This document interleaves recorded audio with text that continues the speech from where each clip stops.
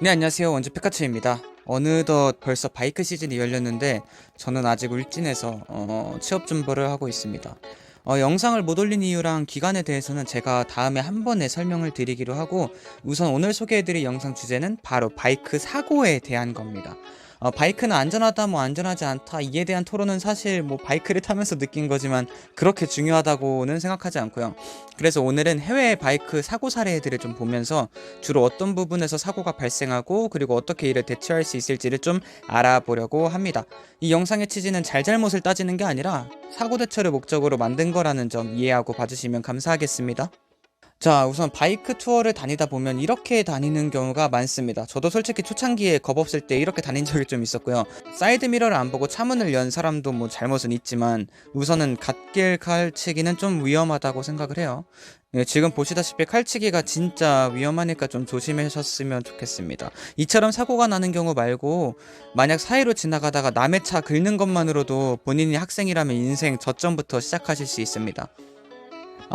그리고 이 장면은 솔직히 아찔한 기억이 있는 분들 좀 많을 거라고 생각을 하는데, 생각보다 국도 코너가 깊어서 제동을 걸었는데, 제동을 걸면 오토바이 특성상 바로 서서 멈추려고 하거든요. 그러다 보니까 왼쪽으로 가지 않고 직진을 하게 된 거죠. 이럴 때 브레이크를 무작정 밟기보다는 이제 스로틀을 풀고 가고자 하는 방향으로 상체를 숙여야 되는데, 이게 말이 쉽지 속도가 빠르면 이거 절대 안 되거든요. 특히나 국도처럼 달리고 있을 때 갑자기 저런 구간이 나온다? 그럼 저 같은 발인이들은 속도 제어에 실패하고 벽에 박아버릴 수 있습니다. 그 와중에 장비를 다 차고 있어서 바로 일어날 수 있었네요. 장비가 사람을 살렸습니다.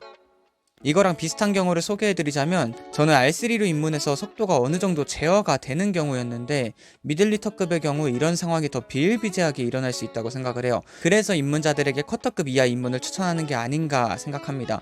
커터급 이하 바이크는 무리를 해도 브레이크 선에서 어느 정도 제어가 가능하거든요. 다만 미들리터는 무리를 하면 무리를 하는 만큼 나가기 때문에 브레이크만으로는 제어가 한계가 있는 것 같습니다. 저는 이 점 때문에 아직도 미들리터 타도 그렇게 쏘진 못하더라고요. 앞서 보여드린 두 사례 모두 속도가 빠르지 않은 경우였는데요. 속도가 빠르면 어떻게 되는지 한번 보겠습니다.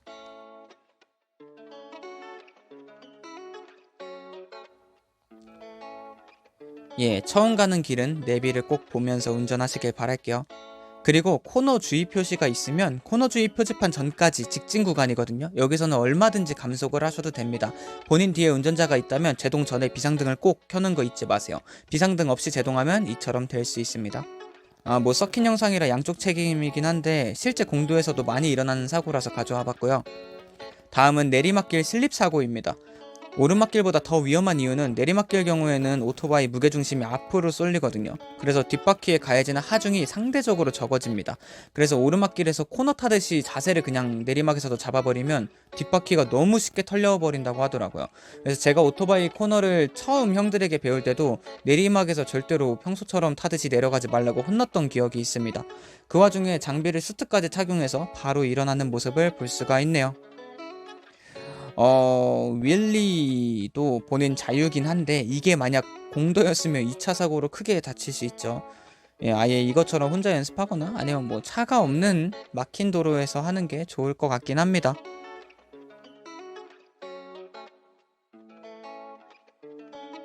네, 이를 하이사이드라고 생각하시는 분들이 좀 있는데, 하이사이드까지는 아니고 물어보니까 선의 반경에 비해서 너무 깊게 누워서 컨트롤에 실패한 경우라고 합니다. 그래서 오토바이 사고 중에 제가 생각하기에 가장 위험한 게 하이사이드라고 생각을 하거든요. 로우사이드는 쉽게 말해서 일반적으로 그냥 볼 수 있는 슬립을 말하는 거고, 제가 R3를 잃었던 것도 이제 슬립이었고, 네, 하이사이드는 이제 타이어가 그립, 그러니까 접지력을 잃고 미끄러지다가 순간적으로 접지력을 되찾아요. 그래서 바이크가 일어나면서 이제 발생하는 사고인데, 주로 코너에서 탈출할 때 발생하고, 이게 그립을 되찾으면서 발생하는 경우도 있고, 혹은 오토바이가 그 사선으로 되면서 마찰을 일으키잖아요. 그로 인해서 튕겨나가게 되는 경우도 있다고 해요.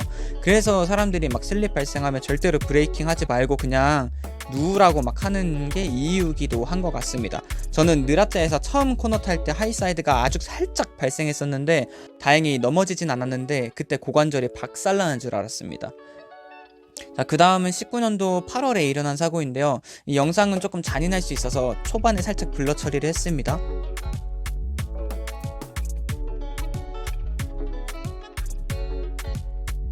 네, 이것도 잘잘못을 따지면 자동차 운전자가 가장 먼저 잘못했죠. 근데 사고 낸 자동차 운전자는 사실상 멀쩡하고 처음 사고 난 운전자는 심각한 부상을 입었을 것으로 보이죠. 이게 안전거리와 속도의 중요성이라고 생각을 합니다. 그나마 다행히도 장비를 착용한 운전자들은 바로 일어나는 모습을 보이네요. 이것도 투어 가면 꼭 한 번쯤 일어나는 사고인데요. 실제로 지금 영상처럼 차가 밀고 들어온다면 지금 바이크 운전자처럼 우선 안전하게 피하는 게 우선인 것 같습니다. 이 세상에는 진짜 생각보다 정신 나간 운전자들이 너무 많아서 가만히 있으면 알아서 피하겠지라는 생각을 하면 큰일 납니다. 네, 이처럼 무지성으로 고개 내미는 차들 때문에 사망하는 바이크 운전자들이 너무 많습니다. 하지만 분명 속도가 빠르지 않으면 이 영상처럼 충분히 피할 수 있는 경우도 있거든요. 그래서 좀 안타까운 마음이 좀 듭니다.